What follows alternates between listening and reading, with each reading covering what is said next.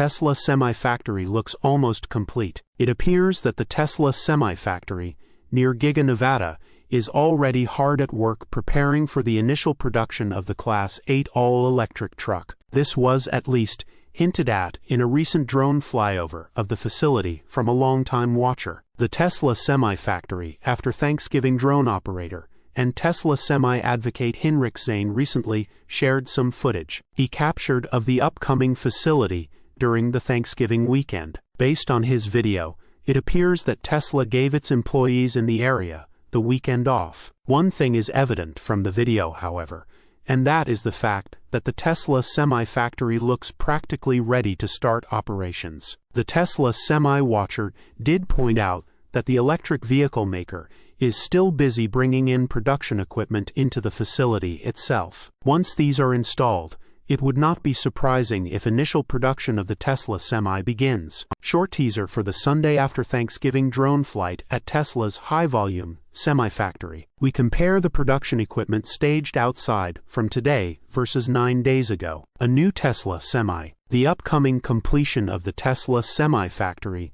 near Gigafactory, Nevada, seems all but inevitable in the coming months. What would be especially interesting, however, would be the vehicles that would be produced on the site. During Elon Musk's presentation at the 2025 annual shareholder meeting, a glimpse of the production Tesla Semi was shown, and it looks quite a bit different than the Class 8 all-electric truck's classic appearance, as could be seen in the graphic from the CEO's presentation. The updated Tesla Semi will feature slim light bar headlights, similar to the new Tesla Model Y, Cybertruck, and the Cybercab. Tesla also teased a number of aerodynamic improvements that increase the truck's efficiency to 1.7 kilowatt-hours per mile. Extended camera units, seemingly for FSD, could also be seen in the graphic. Source: reposted and summarized from Simon Alvarez at teslarati.